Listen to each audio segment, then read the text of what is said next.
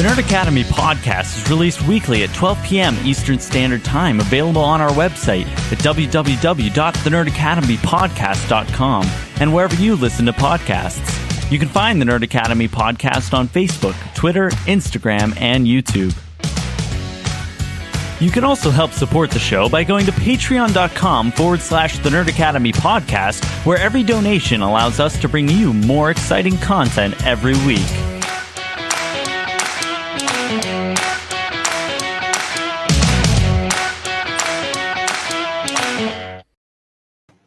Good morning, class, and welcome back to the Nerd Academy podcast, your source for nerddom news, commentary, and glorious purpose.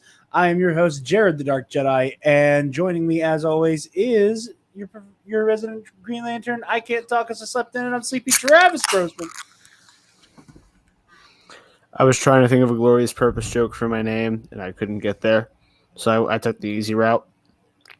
I mean, I too would like to see the alligator variant of you. It's just this. That's just okay. You know, you're devilishly handsome alligator. I don't know what to do with that. We are also joined. It's a Marvel TV review, so you know who's here. It's Mitch. We got Mitch from ComicBookCast up in this shit. Hey, I realized I should have gone with Mitch 692, who remains, but it's too late now. It's just like, God damn it. That's really funny. I really legitimately love that. We should be joined by Mitch's comic book caster in arms, Sean, by the end of the show. But for now, we wait. We're already got a late start because this idiot slept in, as I said.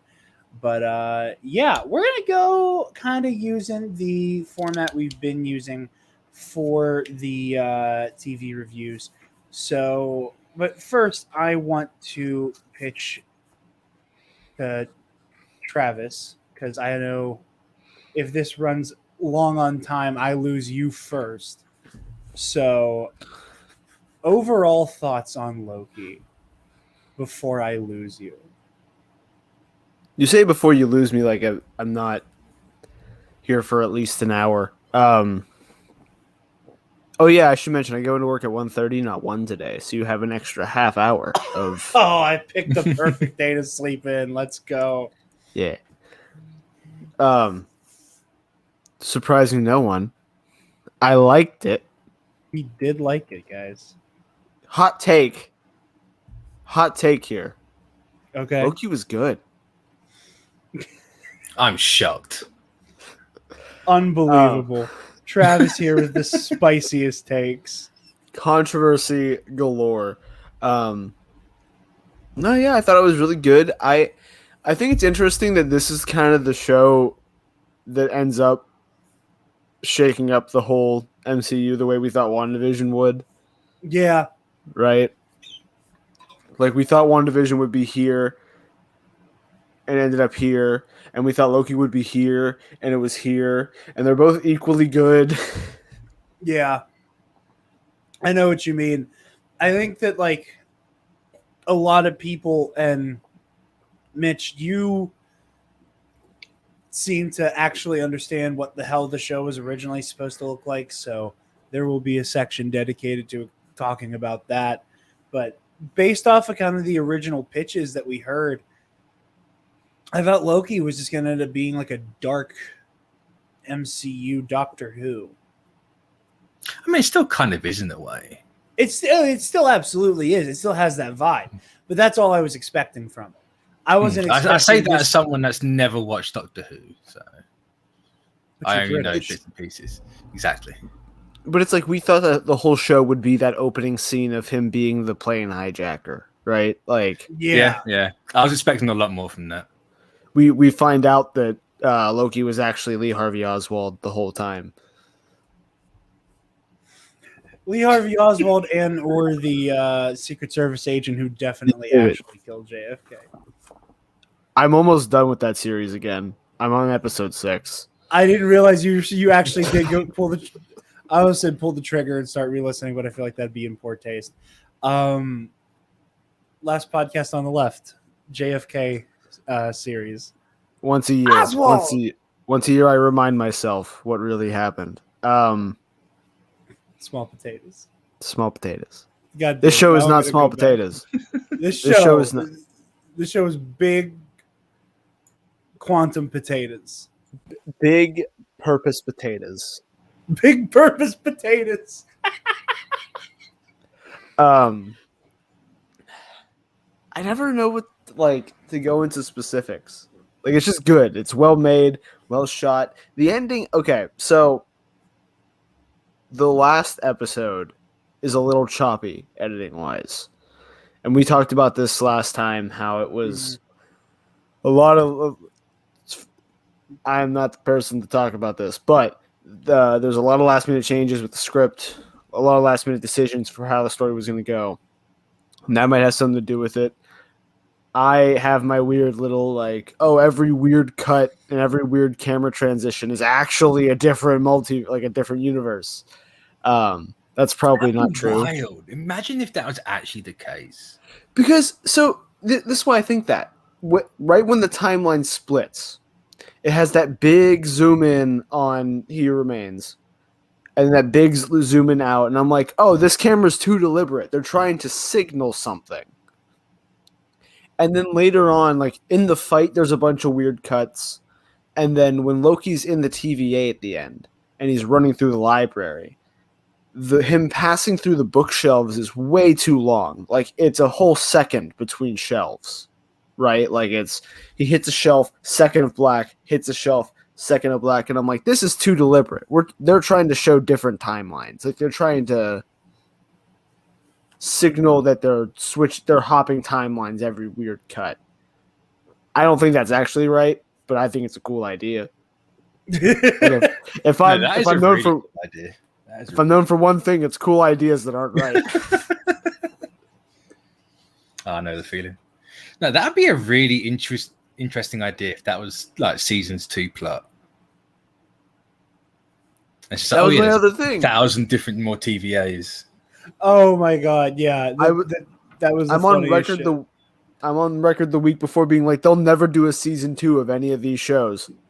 No way. You're in for a big surprise. That's good. Very big surprise. So we were continuing the trend of anytime I say something like definitively, be prepared for the opposite. That's just been the case. You say that like you weren't able to chaos magic Carter from not being power broker because that didn't work. Oh, well, I can't. We tried to do it deliberately, and you didn't like. But that's the thing; it doesn't work. I have to genuinely believe it. You got to keep the illusion up, right? You can't have everyone knowing that. Oh yeah, for sure, for sure. Travis, if you don't have anything else in that regard, we can start the roundtable topics here. And this time I'm going to start with Mitch. Favorite overall episode of this season? I think it's got to be 5, right? The whole Void bit with Elias and Richard E. Grant as classic Loki. Alligator Loki. How can you not like Alligator Loki? Stole the entire show.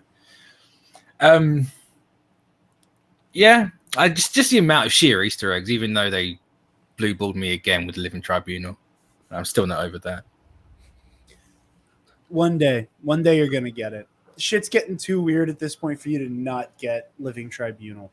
I'm expecting all the abstracts and like Eternity, Living Tribunal, all of those like to come after Kang. I think Kang leads up into that, and that's how we get introduced to it.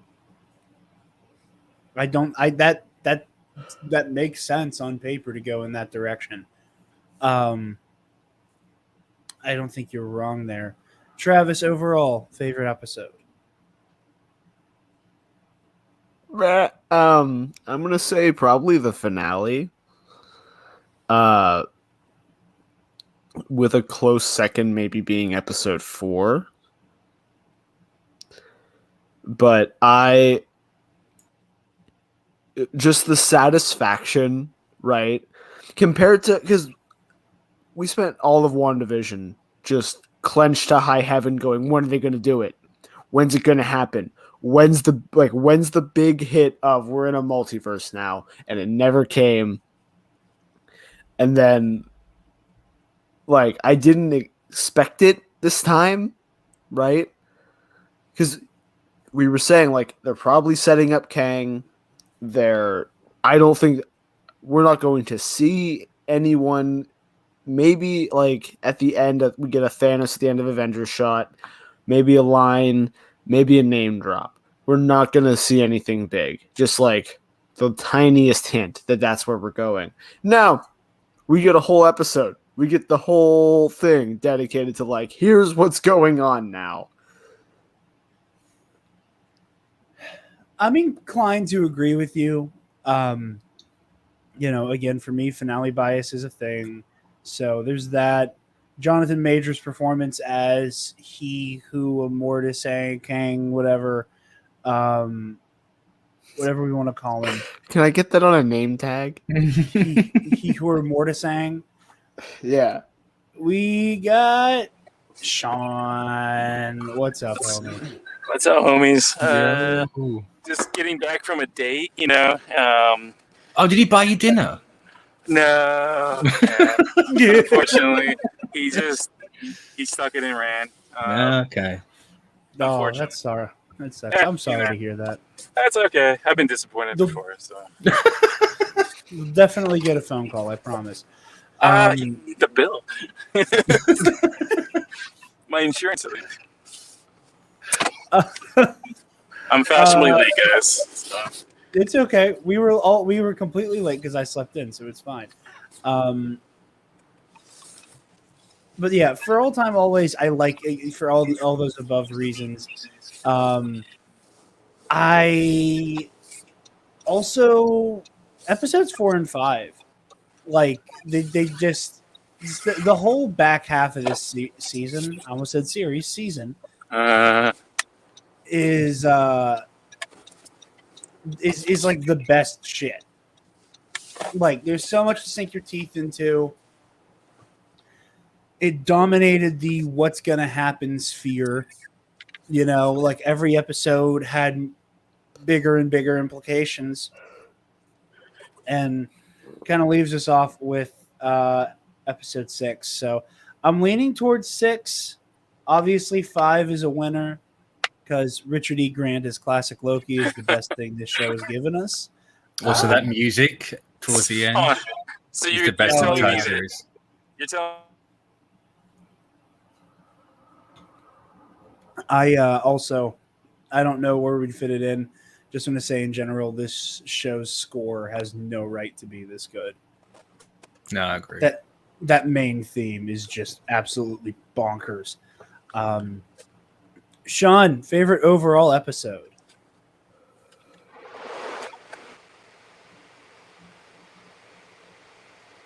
Sean. He got pruned. He did. Now, I have least favorite character up next as, the default for the TV review format. However, I feel like it's prudent to just say I don't think there's a poorly written character in the bunch. And I feel like, someone correct me if I'm wrong, this is going to end up unilaterally being Ravonna Renslayer. Oh, no. No? That's not... No? No, I don't think so. Not for me, anyway. Okay. Well, then I give the floor to Travis and Mitch, because clearly I was wrong on that one. Whichever one of you would like to speak your piece first. I'm still firmly on Kid Loki. But I think that's mainly because of the actor. I just didn't... I think the whole portrayal of that... You're coming to the Nerd Academy to bully a child. I love it. Yep, 100%. That's what we do here. That kid cannot act whatsoever. To the point now, I don't even want to see that character again. If it's the same actor, I don't want to see that Kid Loki again. But yeah, He hurt me. Rough, but okay, I hear you. Travis. Okay, I think now I'm actually in real hot take territory. And it's not that I think she was bad. Sylvie just wasn't quite there for me. Interesting.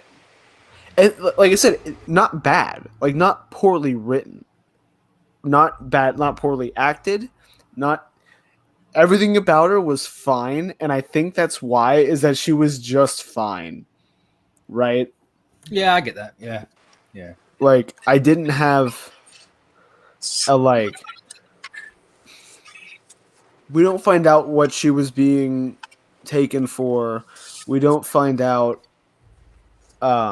We never get like a bigger moment with her beyond she's been on the run the whole time, and that's just her entire personality, and that's it. So You're gonna get more of Sylvie, so don't worry.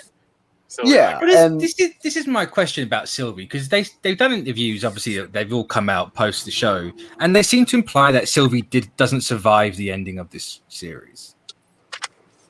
yeah, I mean that's what I mean. Look, they're gonna leave some stuff. I would say that's a cliffhanger for maybe season 2, but they have plans for her, the character. yeah, If that means anything. I mean, like that should have been my clue that there was going to be a season 2, because I didn't until the finale, right? Like the finale aired, and then the news was public that there was a season 2, and that's when I found out. So the entire time I'm like, oh, they haven't really given her a backstory beyond the basic stuff. We haven't seen anything like a plan for her moving forward. I think they might just kill her. Like that just seems like the easiest route to me, is to just whack her at the end of the show. But they didn't. At least it doesn't look like they did. And I was like, oh. Well, then why was she here besides giving Loki like a fun ride-along partner? But if there's a season 2, there's a season 2. So I can't say that I particularly agree with a lot of what you said on the Sylvie topic. I think she's probably one of my favorite characters. But I hear what you're saying. That's the thing, though. I'm Yeah. comparing, like, in my head, I'm comparing a B+ or an A- to a bunch of A+ to me, personally. So, like, Yeah. by comparison, there's a difference, but in reality, they're all fantastic. Like, I'm not saying Sylvie's a poorly written character or anything, just that. I feel you. Okay. I respect that. Respectable. The take is hot, but it's respectable. Sean, you're getting a double whammy here. Favorite overall episode and least favorite character of the season.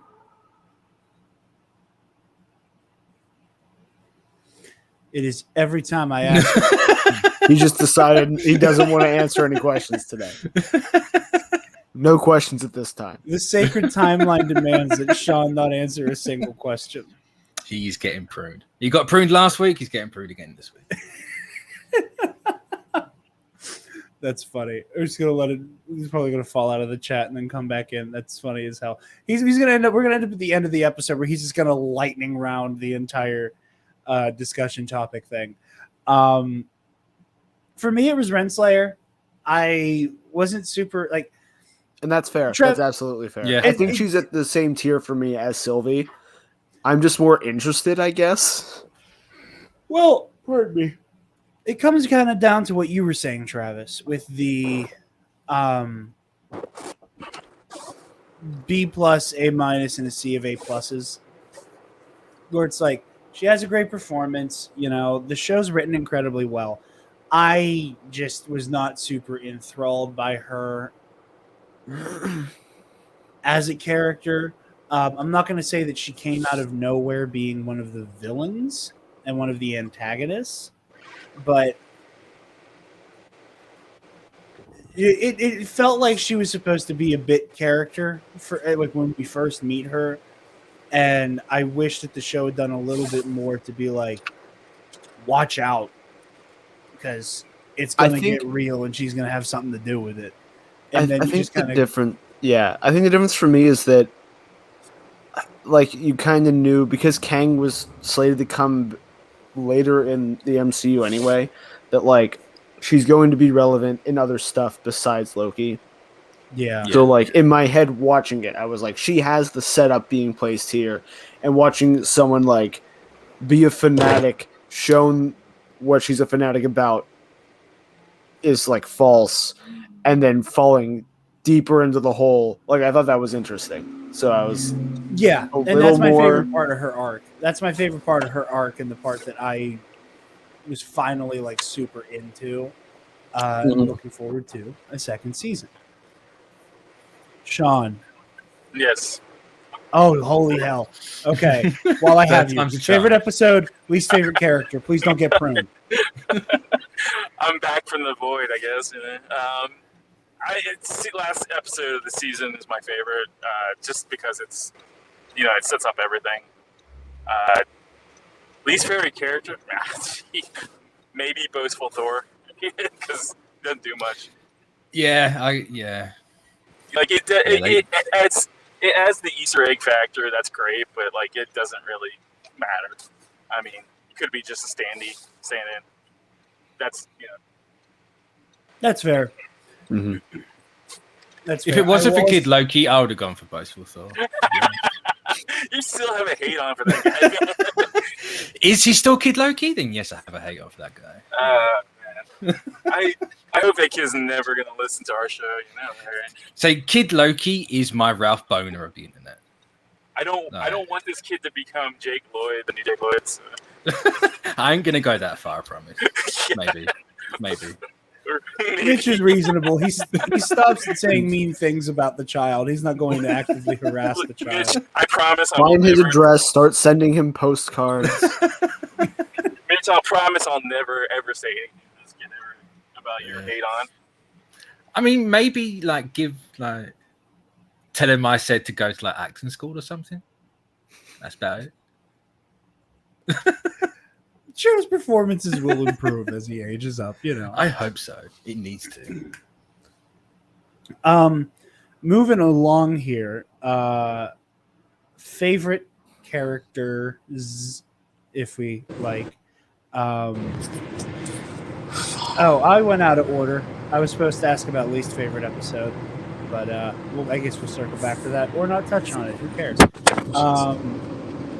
But favorite characters, Travis. I don't even know. Like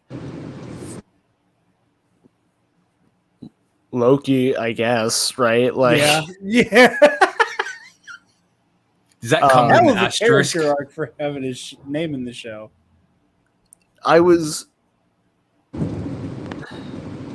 isn't really characters. We'll talk about that later. But it's like Tom Hiddleston's acting was on point. The writing for the character never felt contrived.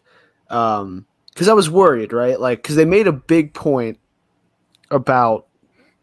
Remember, this is Loki post Avengers, not post Thor Ragnarok, where like he's kind of had his arc. So he's gonna be a shit. Like he's gonna be a shithead.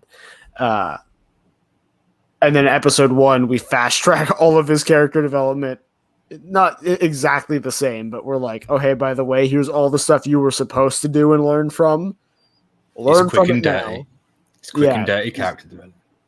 Well, the thing that I really liked about that decision was that you got you expect. I understand when people say like they did a speed run through his character arc.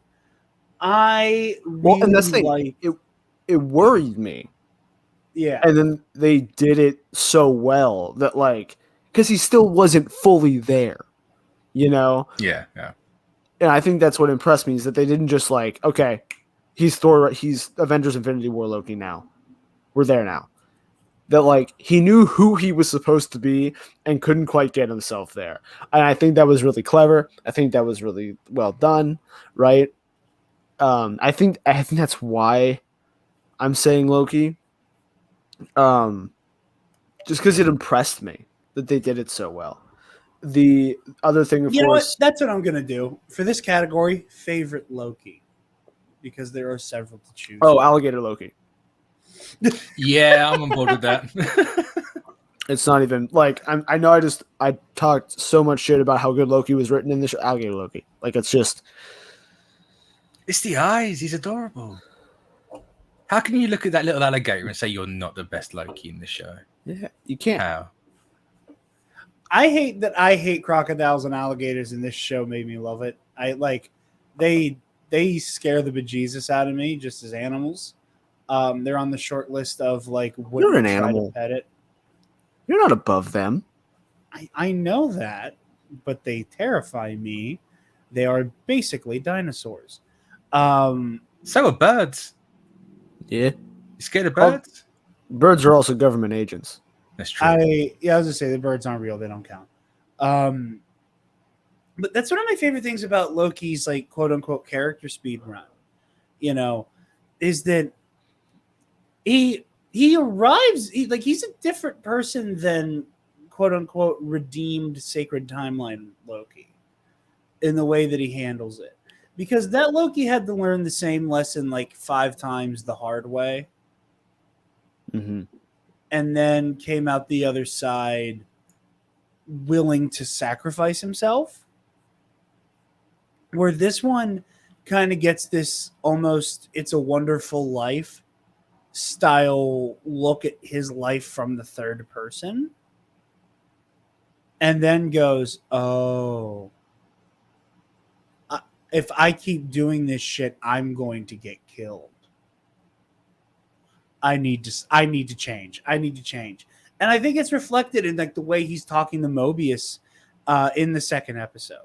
That like within an episode, he's already just like, hey, boo, you know, it's like the best thing about Loki. You're a trickster. Everyone knows you're a trickster. Like he's already like doing this like goofy shit, like clearly trying really hard to like not be stoic, arrogant, you know, dramatic Loki.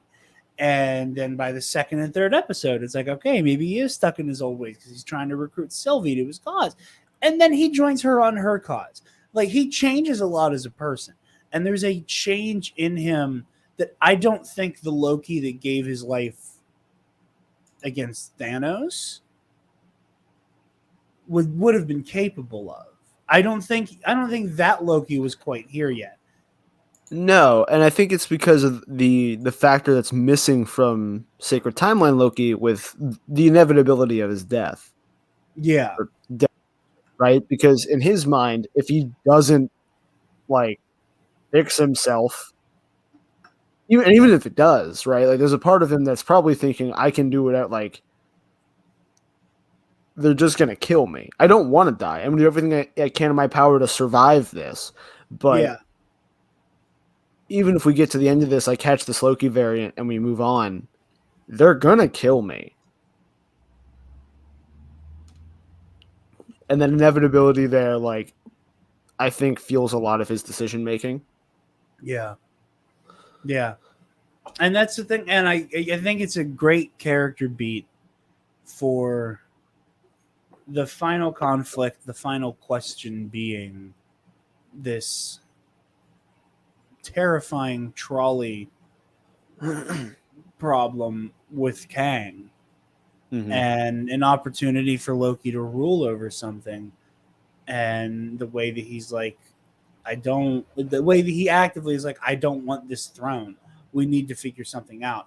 Because the greater good requires him taking a throne. And it puts him in that situation. And he has to like resist the temptation of the power to try to do it for the right reason. And I love that. That is such a genius decision for him as a character, for it to come down to, do you want the throne and why do you want it? But that's the question. Is it for the greater? Is it actually for the greater good? Because the whole thing's the temptation of Adam and Eve, isn't it? You know, he who remains is the snake. He has the apple. Yeah, he has the apple. Yeah. Yeah. But like, is it actually for the greater good? Like, why does he want them to take over? Why can't he carry on doing himself? He never actually says why.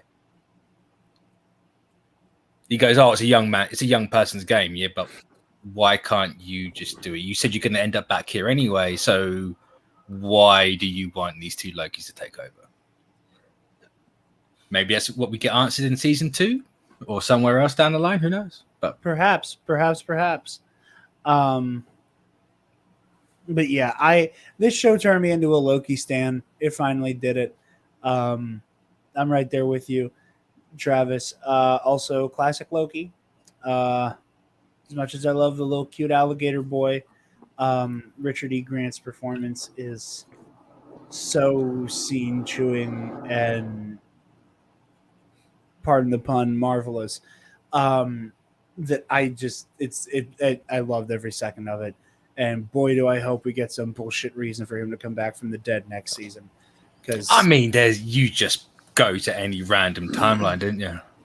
Any timeline, any multiverse. Oh, cool, Richard E. Grant's back. Yeah, that's how I hope that shakes out. I just need him back. I just need more of that. He was perfect. I did not expect to be that sad over the death of a character who was in the show for 15 minutes. You know what I mean? Like that was not something I had on my Loki bingo. I also forgot Richard E. Grant had been cast in the show. So they never officially announced it. No, he was in that list of he's listed on Google, like in the Google cast lineup. Yeah. But they put James Spader in WandaVision, and he wasn't in there. Yeah, so. There was Hugh Jackman in Endgame. Oh yeah, the most famous one. Well, I remember we covered him being cast in Loki, like it being in the trades and stuff that he was supposed to be in it. And I can't remember. Forgot about that. I can't remember being in the trades. I know Discussing Film were the first people to break the news. That's all I remember. But it might have been in the trades. I just can't remember that bit. Oh, wow. He's back. Oh, he's back on camera. My God. Oh, the camera's gone. Not on camera, man. Okay, well, Sean face reveal on TNAP, everybody. Very, very brief. Sean, who's your favorite Loki? Richard E. Grant. Come on. See, he gets it. He gets it. Well, what I liked about it, and I remember seeing them sending me the photos of it. I'm like, yes, finally. Yeah, I was telling Mitch last week. I was like, I love how, and I'm saying this as a fan, not as an employee. I'm saying this. I love how the fact that Marvel has, it's done the impossible by making these costumes not so ridiculous that you can't see them, and look at the show and take it seriously. But looking at that Richard E. Grant costume, I'm like, yeah, man, I could see a Tom Hiddleston growing old and being that guy, and I think it was, again, perfect casting, perfect, costume, you never know. You might not see the last of that character. Who knows? It's, the possibilities are endless, but yeah, that's my favorite one. Next to Throg, but that's it. It's not a Loki. Can't have it. It's true. I would say Kid Loki, but I don't want to poke the bear with you. You can have him if you want. Nah. Everyone's wrong at some point. It's true. I'm wrong all the time, if you ask my wife. My favorite thing in the world, I said this whenever I was on y'all's spoiler cast, is the thinly veiled answer to a question nobody asked from Sean. You get a lot of that, too. So yeah, is the, hey, who knows? We might see him down the road. It's like, I can't see you, but I feel like you're winking. But yeah, okay, we got a full house here, and we've all independently. I've had this conversation with Travis, and then I had this conversation with you guys. We're gonna add Travis to the mix on this one, at least for a little bit. Silky discourse. Are we happy with the nature Like, how do we feel now that we have like? I don't want to like. Obviously, the show isn't over, but the first season is in the can, and this like the show was like, this is a thing. We have cashed the check for the thing. How do we feel about the thing? I still think it's weird. Yeah. I'm not going to sit here and be opposed to it. If they want to do it and make it work, fine, cool, go ahead. But I'm still, until they give me a reason for it not to be weird, I'm going to find it weird. I think. I mean, rightfully so. Just like, I think the reason for me that like, because I'm in the same boat where I'm like, this is strange, but I'm also not gonna like fight people on it. Is that I think because the show points out it's weird. Yeah. Like I think that's part of the reason why it works as well, right? Yeah, they're kind of like, oh, cosmic level narcissists. Like, this is weird. It's like, yeah, it's weird. I also get a chuckle of all the people that say they've Disneyfication of all these shows. It's like, yeah, I don't think you like. I'm pretty sure that they did get that past the Disney executives. So I mean, like it was a part of the show. I think it was tastefully done, and it had a Pruned again. God damn it. TVA, leave him alone. I'm starting to wonder if I'm the strange one or if I'm the dumb one, that I have like no problem with it at this point. That I'm like all the way in on Silky. I mean, like I said, like I'm they're not two like separate on like the characters. Raylo like ride or die kind of shit, where I'm like treating Silky as like a way to interpret the show, like this overarching thing is like how I talked like with like Raylo in the sequels with Star Wars. But like I love this shit. I think my hot take about Silky is that it's not like Raylo at all. That's understand the comparisons people make. I think a don't. lot of it has to do with like the enemies to lovers. I don't understand it at all. Softer and more naive. One's a little bit more harsher and brutal. Like I get the comparisons. I don't think they're comparable, really. I don't get the comparison to the throne room scene. When they're fighting in the... Yeah, no, I don't get that. No. I didn't see it. I don't understand it. Like, the difference is on two levels for me. One, the show is outright telling us that, like, they are attracted to each other. Yes. There's never an implication. There's not, it's not... I say it's not artfully done, like it's not done well, but like it's not trying. You don't have to interpret that they're into each other. The show tells you. Which we had that conversation like whenever the Silky discourse first started, where it's like, well, I'm calling it a ship now just for the shorthand of it, but in the same way, you and I had that conversation. I don't consider Lois and Superman a ship. Why? Because it's confirmed that they're a thing.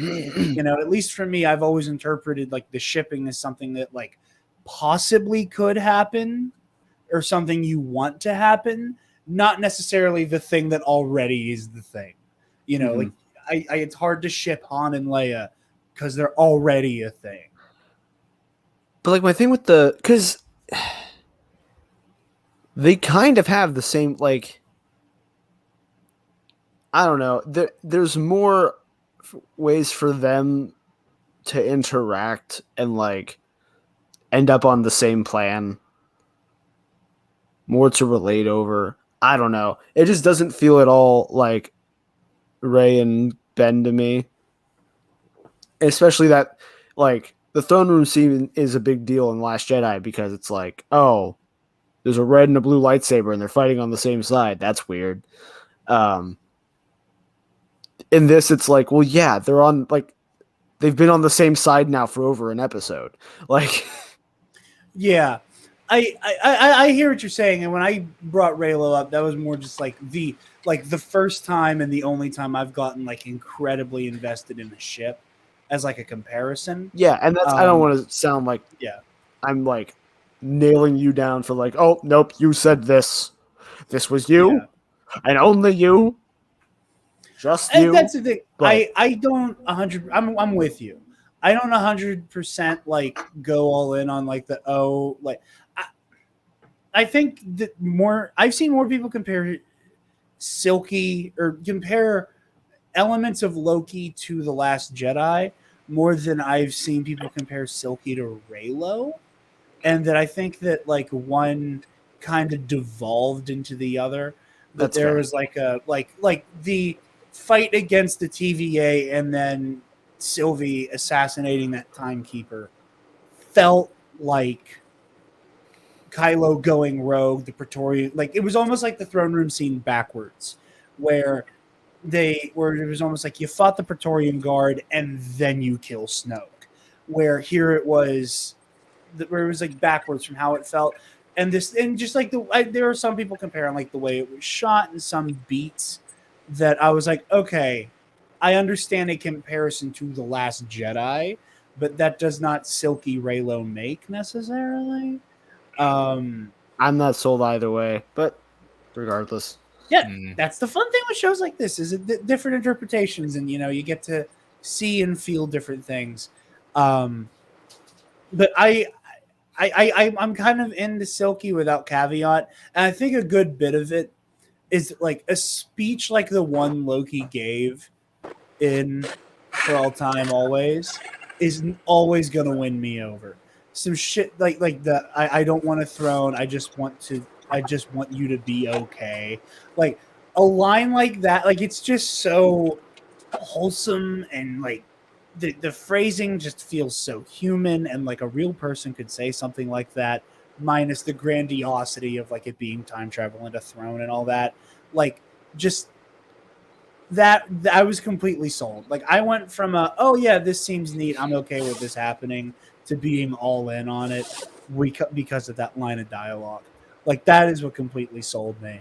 And it just, and Hiddleston and DiMartino's performances bouncing off of each other in that moment. I'm not you as she kicks him through the time portal. Just it got me. It really got me in my gut, and that was the moment I was like, okay, I guess I'm a Silky. Like I guess I'm in on this now because it got me. Right here, right here.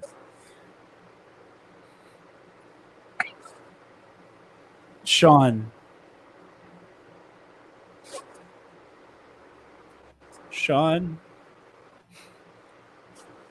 Shit. So he's in a bad spot right now. I know it's rough. I feel bad too. So what is anybody's like favorite moment of this first season? Like an individual moment that like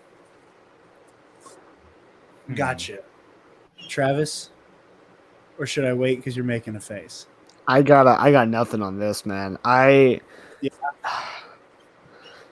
don't think I have like I guess the explanation of the multiverse and like just the entirety of He Who Remains being this manic, like I've been controlling this timeline for so long that I've kind of gone batshit insane. And I've also, murdered literally countless people. Yeah, you cannot attach a number to his body count. No, way too high. And that has driven him actually mad. Because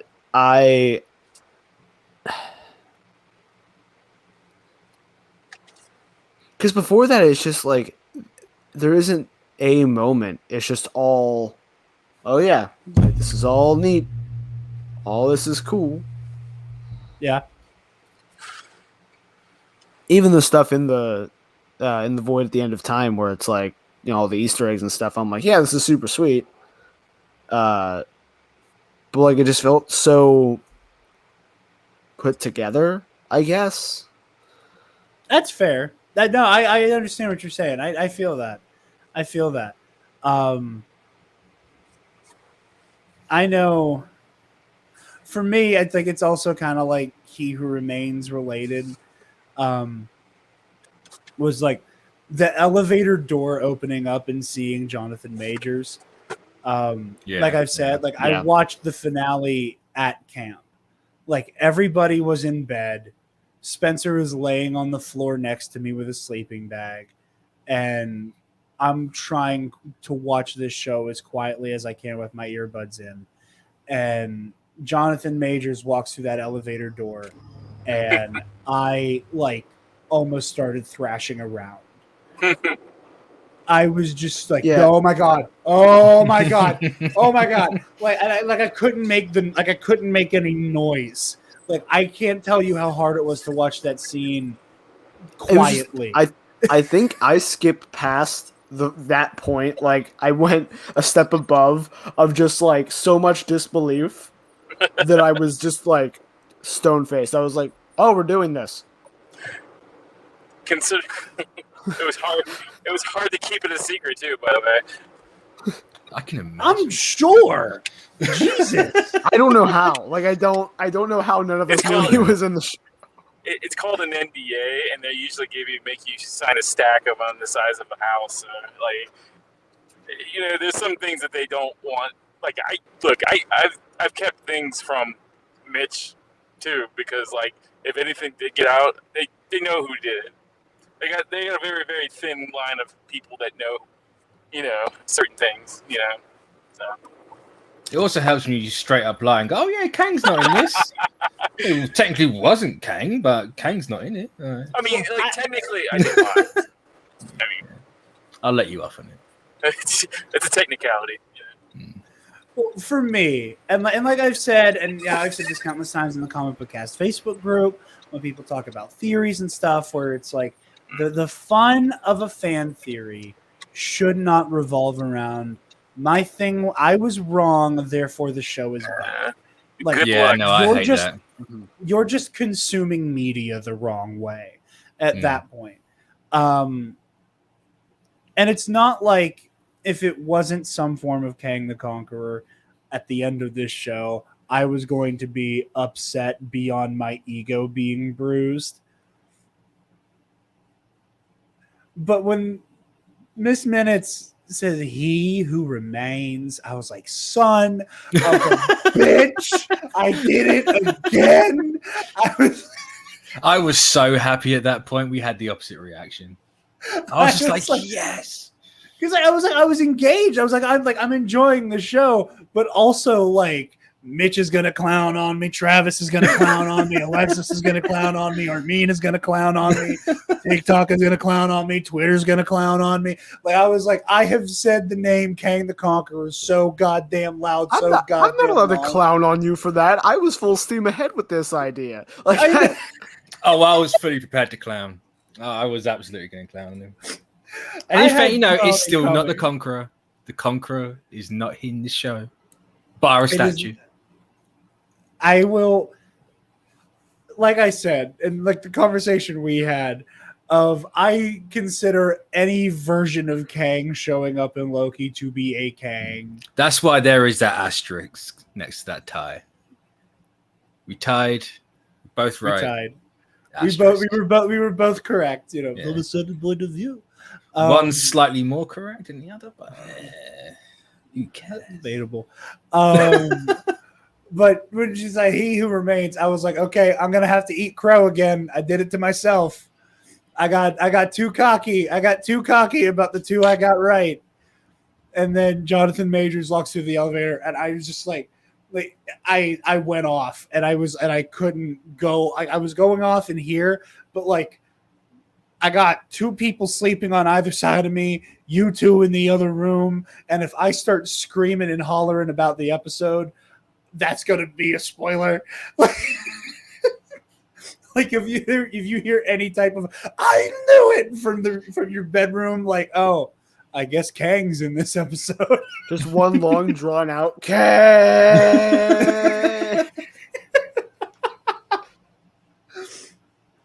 Oh my god. But that was probably one of my favorite moments. That and classic Loki's glorious purpose. Which again, like my old Last Jedi vibes of like, the old head who lost his faith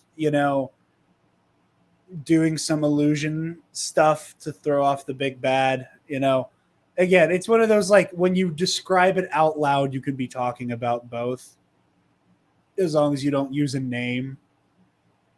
So, well, yeah, if you that would got me describe good. like a burger and a ham sandwich the same way, like 2 pieces of I was bread gonna with say- meat in between and a piece of cheese on it, like I could be describing a ham sandwich or a burger. I was like, you can boil a lot of stuff down and, to the basic components. That's fair. That's fair. A young man I- finds out he's the chosen one. What movie am I talking about? You Listen, have there's 5 an seconds entire to go. book. There's an entire book about how all those stories are exactly the same. So, that's fair, though. That's fair. Mitch, favorite moment from the season? I'm going to have to go with from the moment he shows up at the end till the ending of it. Just his entire monologue and speech about how everything's working and what's going to happen and what's not going to happen. It's just the best part of the show. They didn't devolve into the Marvel Big Bang Boom Boom action for a third act. It's literally just we have our own timeline Willy Wonka just casually going about, and he's nothing like I expected. Not that he's going to stay that way, because obviously variants of different characters or the same character, but just that entire speech I thought it was perfect. Near enough. Nigh on.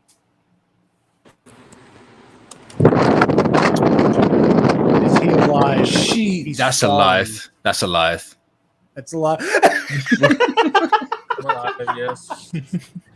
I mean, Favorite moment of the season, Sean?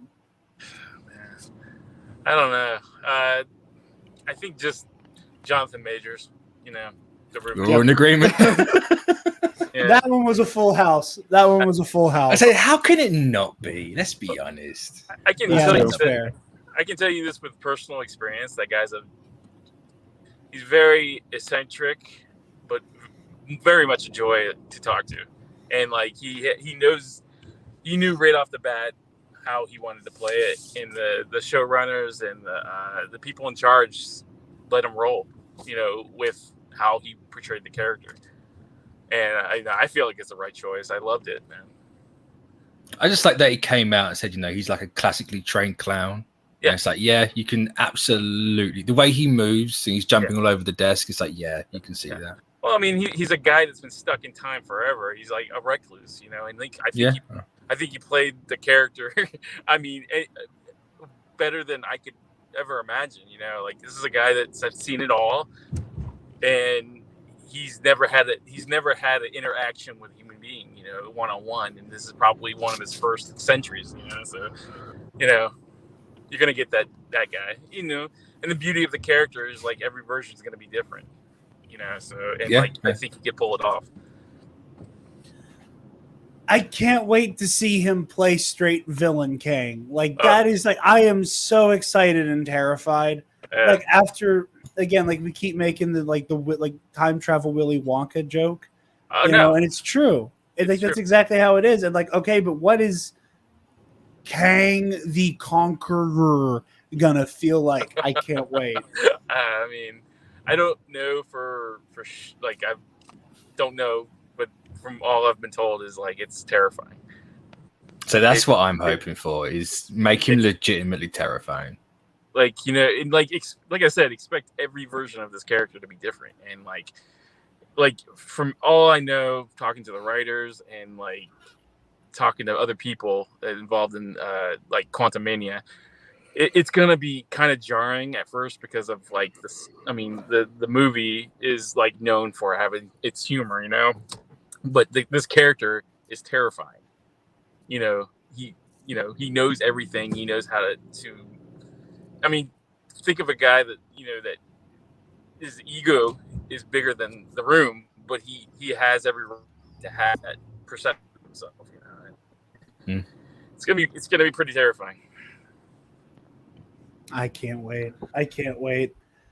I just the thing that's the funniest about all of this with Jonathan Majors and Kang and everything is when that story broke. I just remember the funny feeling of we're getting to meet Kang in the third Ant-Man movie. Which is crazy, That- right? I was like, this is crazy on that, like, wow, it's a good time to love Marvel. And then there's a part of me that just took a beat and went, that feels weird. Jared, what if in 2012, right? Are you still in middle school then? Yeah, I was in seventh grade. God, You I'm now- old. Christ. Goes back and you're like, hey, Jared in 7th grade, Kang the Conqueror is going to be in the MCU, and you're going to meet him in the third Ant-Man movie. I'd say you're I crazy. think you stiffen, like you just stiffen like a board, you fall over, and then you don't move for like 3 days. No, definitely not. Listen, I could barely. So I love telling this story. Whenever Avengers came out, like when I was in junior high, I didn't get around to seeing it for like several months. I just never got a chance to see it. And then once I finally saw the movie, and it was out, and it had been like a couple months of people going, "Who's that purple guy?" Mhm. And like everybody like finding the weirdest ways to describe Thanos that I did not understand what they were saying. I did not understand whom they were describing. And then I saw the movie and I was like, if these movies last long enough and they keep making them, you're in for a hell of a ride, kids. I feel It's so like- old. I feel It's like the you, oldest your person in kids. the room here when you Yeah. said that. Yeah, I feel a bit old now. Yeah. Geriatric. It's okay. It's okay. I just heard the grey Yeah. start to finally come in. Just like, oh god. I just felt my early bird special for senior citizens pull up. Man, But like that's how like I was like, oh god with Thanos. I can't imagine hearing again like what you just said, Travis. You know, you're not Kang the Conqueror is going to be introduced to the MCU in the third Ant-Man movie. Like that sentence on its own is it like what? You know? There was also like even like flash forward a couple years. By the time Age of Ultron comes out, like that's by the time. Whoa! Shit! What the hell was that? Elias. Sean, Heard mute your you. mic. Thank you. Mute. Stay muted. Yeah, I'm going back. Hold on. Yeah. I'm sorry. It didn't want to do it, but like, flash forward to like whenever Age of Ultron is coming out. By that point, that's when I'm like super into ComicBookCast, and I understand. And like, thanks to you guys, like at the like ripe age of like 15, 16, can orate the history of the rights to characters and copyright bullshit. And I'm like, okay, so X owns the rights to this character, and then you have characters like Kang and the Fantastic Four, or they're Kang and Namor, who are kind of in the middle, and you don't know what they can do with who. And I'm like, oh, like it's no question now, like Kang can be in the MCU. Holy shit! Yeah. And you know, if you really want to commit to it, you can also have him be related to Mr. Fantastic and like really have some fun. You can always make that a version of Kang, because I can't remember if all Kangs are Nathaniel Richards or is it just a version of Kang is. But you know, you could do the ultimate thing and go Sue Storm as a Kang and go that way as well. There's so much. There's so much you can do. And that's what excites me. We're gonna see if Sean is still being eaten by Elias. No, he's all good by the sound of it. But is he alive? I hear Sean. Nope.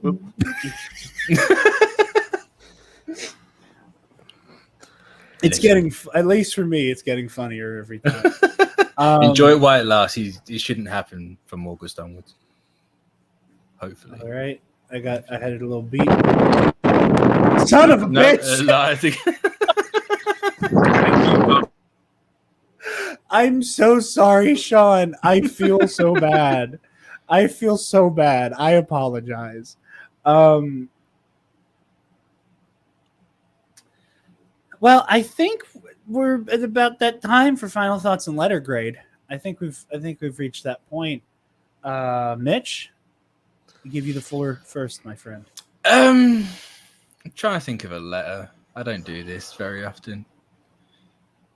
I can't even what I gave Falcon and WandaVision.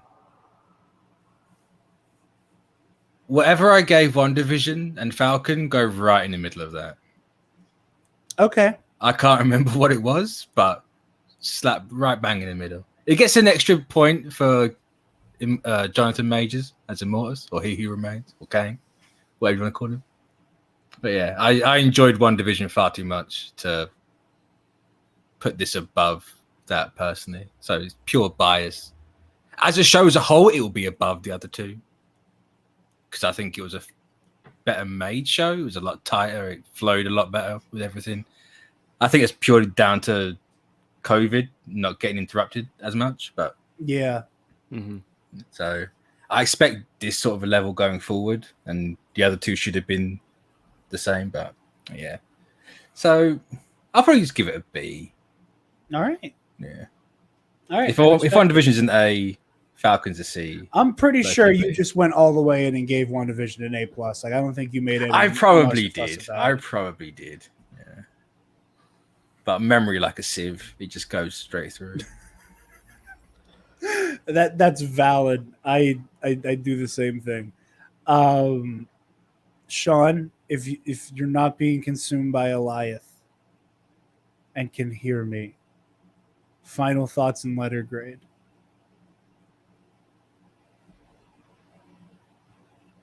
God damn it. It's not usually this bad.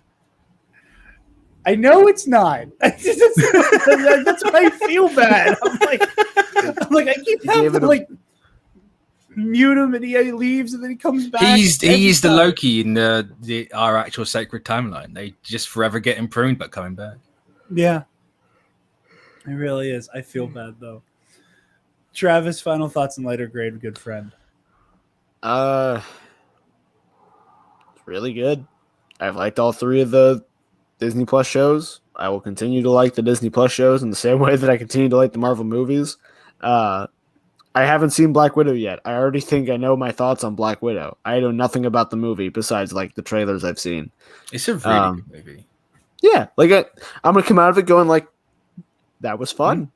That was good. I come out of all these shows going, that was fun.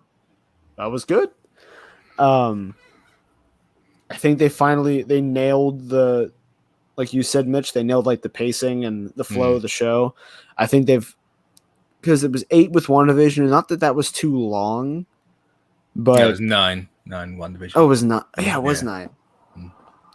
I like the cut to 6 as a way to keep the story concise, but you could tell with Falcon and the Winter Soldier, like they did it also as a way to cut a plot line they needed to cut. I think the biggest thing, like WandaVision being 9, was just how the episodes went with the whole like sitcom format being 20 minutes. So they're all gonna be 6, that roughly 6 hours. So you're gonna have those 6 episodes. Okay. And with WandaVision, where it's like you get 20 minutes, that's an episode, and they're gonna cut it up like that, and that's why you had the 3 more. That's fair. Yeah, Falcon definitely got hurt a lot. But yeah, I just like the length of these shows. I like that they aren't trying to fill in too much. Because my reasoning for saying there was never going to be a season 2 of anything, and I'm wrong, was that these feel too much like just really long segmented movies. Yeah. You know?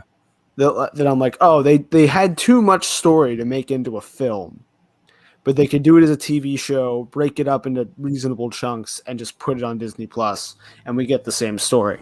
There's no way you could do this story with Loki in a film and have it be No, you'd have to cut out so much of it. Even a fraction is as good and coherent as it is here. Yeah. Yeah. And so treating these shows like MCU films, right? it's they're so good, and that like they're never not going to be super tight, super well made. Even if I like, you know, I'm not a fan of Silky. I'm not a like the relationship. It's well written enough that I'm not going to complain. So I guess I give it like I've given them all an A. I think, just like on a pure like enjoyment level, you know. No, I hear that. I agree with you. This is on that, you know, there hasn't been anything from the MCU that I truly like dislike. Especially like And- for television leading into what I'm going to have to watch in like 2 weeks. 2.5 weeks. Like it's nice. We're getting What If at that same time, so like I have something good to balance. You out have a the bad. chaser. You have a Yeah. chaser Yeah. for Titans. Oh, Titans. Oh, man. I'm so Listen, Mitch, whenever Travis first got in on the whole comic book media podcasting thing, he was like making his way through the first season at Titans. well. This Like, is that's his unfortunate. weekly reviews became one of the funniest things to listen to. here's what happened. I got this Disney Plus, yeah, DC Universe to watch Young Justice because I really like Young Justice, and then I found out that both Young Justice was not all out at once. Like all of season 3 wasn't out at the same time, and I had bought the year. Like I had accidentally purchased a year of DC Universe, so I was like, well, I guess I watch DC stuff a lot now. Like I already did, but now I have it available to me. I was like, I've heard that Titans was not as bad as it looked. I've heard It was people worse. say, yeah, it was way worse. It might be the single worst piece of media I've ever consumed. Like it's, Yeah, I agree. Yeah. and that's including The Man Who Killed Hitler and then the Bigfoot, Jared. Like it. Okay, you're wrong. That movie was incredible. Unironically, that was an amazing movie. Like that was When you- transcendent. When Like, you I sent was- me, can I interest you in a shave? I thought you were about to send me like a funny ad for a razor. It never crossed my mind. A special shave. Oh my God, they're watching it. Oh sweet Jesus. Because Travis or Spencer and I had a very like impromptu. He was like, I was like, hey, when do you get off work? He was like, whatever. I was like, you want to grab a drink or something? He's like, yeah, sure. And then he showed up with a Blu-ray of The Man Who Killed Hitler and the Bigfoot. He was like, I ordered us both a copy. And I was like, so hour at the club and then we go back and watch this movie? He was like, hour at the club and then we go back and watch this movie. It was incredible. Unironically, good movie. But yeah, so I was like, it doesn't. I've heard it's not that bad. People were saying it's good, and then I was so captivated by how bad it was that I couldn't stop watching it. And then like season 2 was about to start coming out, so I'm like, well, I might as well see what happens in season 2. Season 2 was just as bad. So I didn't even finish season 1. I just couldn't do it. I heard about Yeah. the whole they cut it out and they reshot it for the start of season 2, and I was like, if you can't even bother to finish it, I'm not going to be bothered to finish it. So they absolutely lost me there. But I'll never get those hours back. There is nothing. I don't think there is a moment in our podcasting history as funny to me as like Travis slowly crescendoing in volume and in rage. Because I get angry. Like describing like where Nightwing gets the name Nightwing from in Titans. We're like it's remarkable, and I got 2 weeks to blast through this dog shit show so that I can be a part of the Titans talk, and it's going to be a good time, kids. You should get Nick on. No.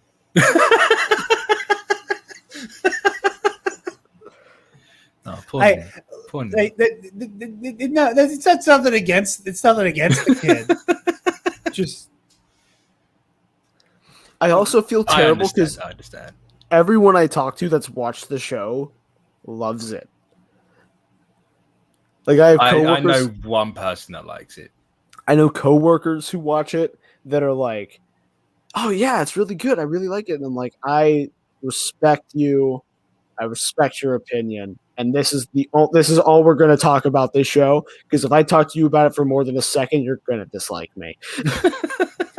And that is why I don't want Nick to come on, because I don't want it's going to be exactly that. Like I'm going to sound like I'm attacking a person. I don't want to. I don't mean to attack people. Oh, that's funny. I also listen. I feel weird in the Facebook group with Nick in general, just because like he's a kid, you know. Think how like I feel right now. Okay, listen. We're in our 20s. Nick is in high school and was like, "Well, if you ask me about the whole 'does Batman eat girls out' conversation," it's like, no, small child, go to bed. Here's a juice box. We're not talking about Batalingus, child. Oh, that's funny. Stop it. You're making me uncozy. Anyway, Sean, final thoughts and a letter grade. So he's even here? He's in the chat. He's in the call. Here's what I'm gonna have. I don't know. I think it's saying he's here, but I don't think he actually is. Well, I guess all that's left is me. I love this show. It easily surpasses WandaVision and Falcon and the Winter Soldier for me.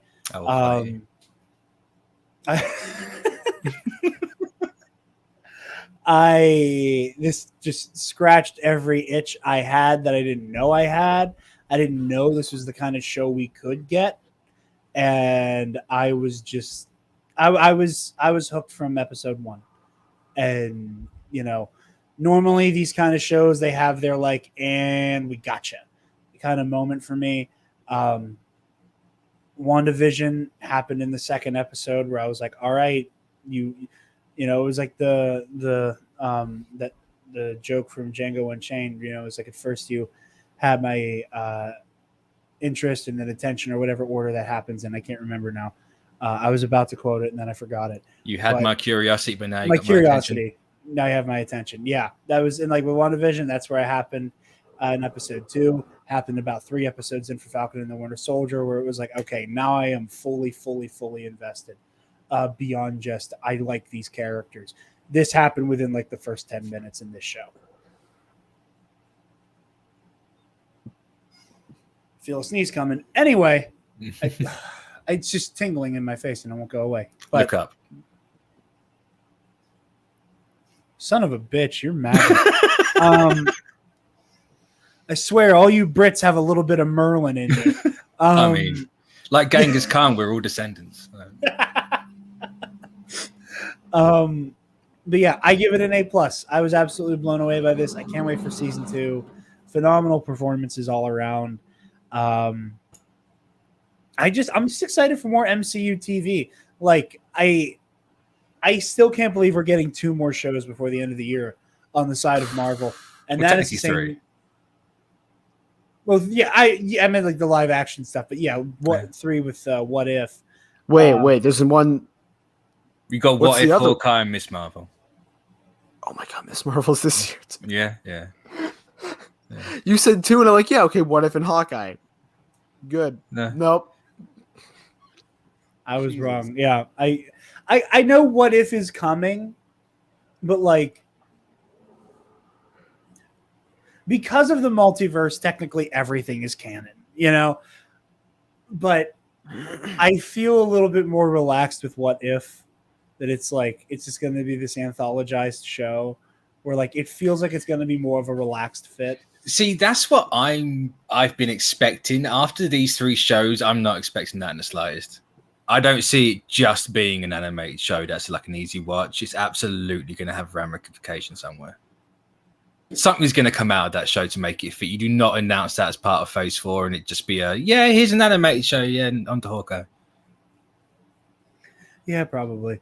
But I'm still preparing for Relaxed Fit.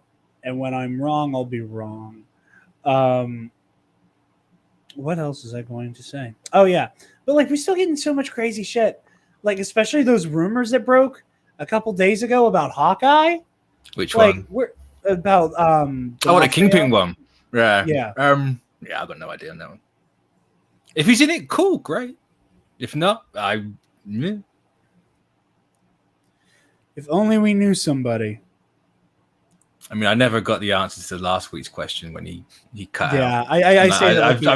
I've tried more than once since then as well. But, I respect it. You just got to keep trying. Yeah, he ain't giving up the goods on that one. Oh no, I don't think he will on this either. But he's the reason why I'm like firmly in the I don't think Daredevil's and Spider-Man camp.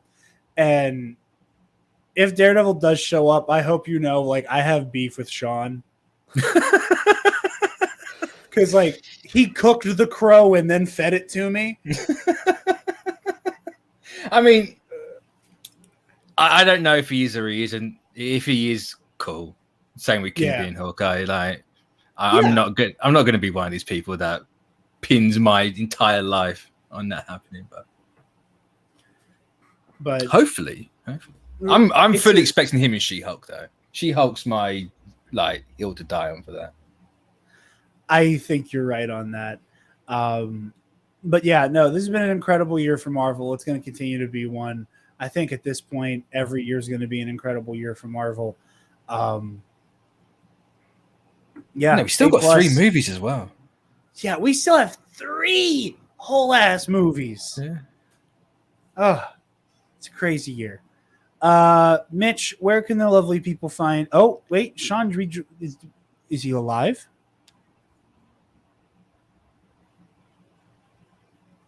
Damn. No. He's just that classic Loki helmet sitting on the hillside. That's what that is now. Sean, where can the lovely people find you and all that you do? I mean, Sean's not here. I said Sean. I was looking right at his thing. And I was like getting ready to message him a very long apology. Mitch, where can the lovely people find you and all that? You can find me on Twitter at Mitch692 and ComicBookCast, whatever that URL is. Just search it in YouTube; it will come up, I imagine. Yeah, that's where. Yes, indeed. Listen. If any of you guys are watching us and are not subscribed to CBC, I don't know what you're doing. They do what we do, but way better. I debate that, but yeah. Our show's trash. Oh, that's fine. We're fully aware. I mean, listen, a lot of our whole gag revolves around a cookie jar that we think is haunted, so I don't think we're that much above. So now I'm interested. Why is it haunted?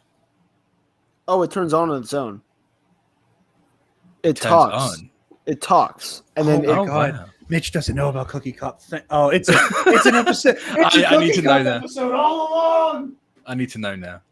Come here, you eldritch abomination. Hold on. So, back whenever we had our old show, Hall of Heroes, and we recorded it in my grandmother's basement, this terrifying thing. Hold on, I gotta go full screen so everybody can see it. This horrific little prick in the middle of a show. In fact, it was the first. It was when we were going through Titan season 1. It was that episode.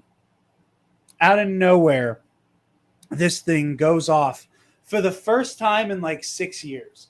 It had not been working because when you open him, he's supposed to make noise, but there's a little latch inside of his head that's supposed to trip the audio, and it doesn't work. But for some reason, he just started talking out of nowhere and continued to throughout the episode, and it scared the bejesus out of everybody. So this is what he sounds like. Oh, God. What? Oh. Move away from the cookie jar. Christ. He didn't turn on for a second. Yeah. So he does that out of nowhere in the middle of the show.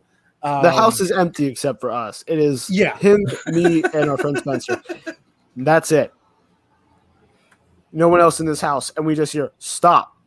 Step away from the cookie jar. I mean, even without the audio, it's terrifying. Well, yeah, especially now that Actually his mouth is terrifying. broken. Because his mouth is supposed to move, but it doesn't now because it's broken. We don't know how it broke.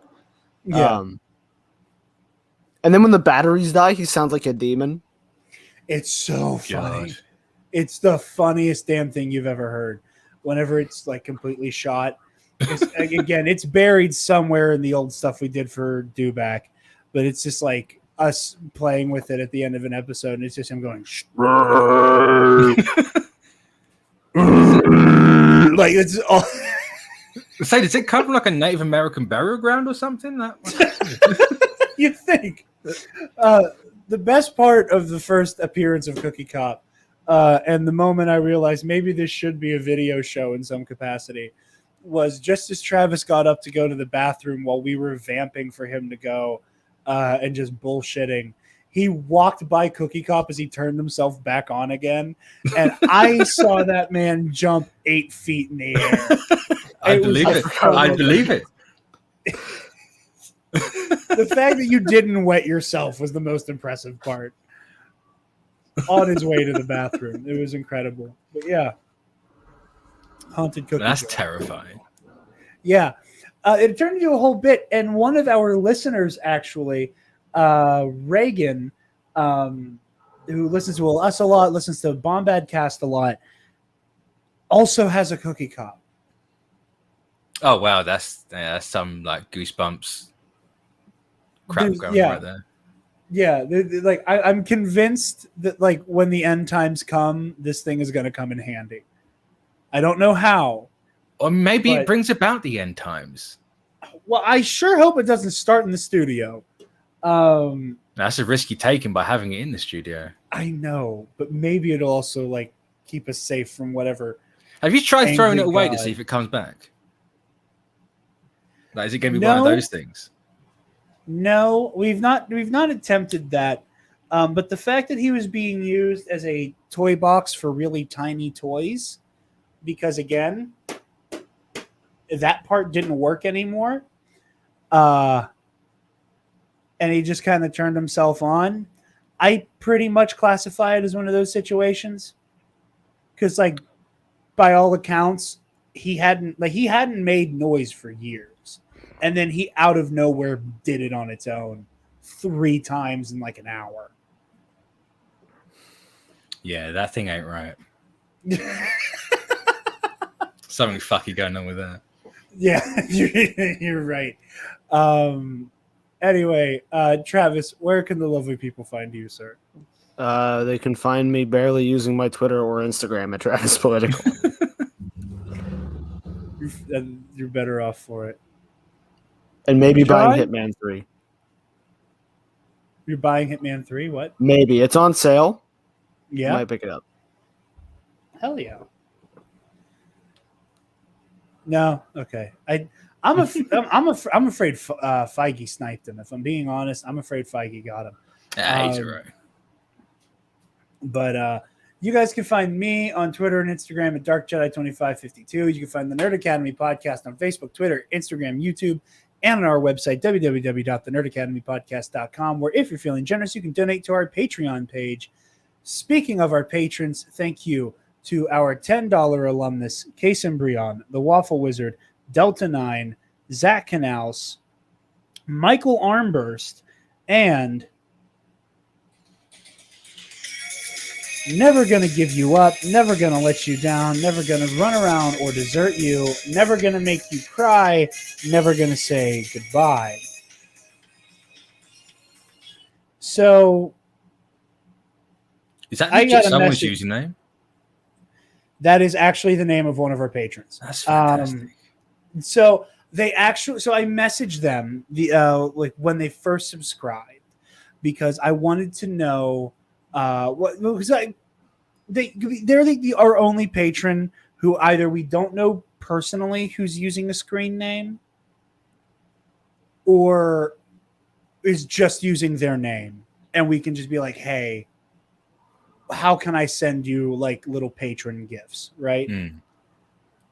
And they responded to me, and it's been about a month of the Rickroll bit.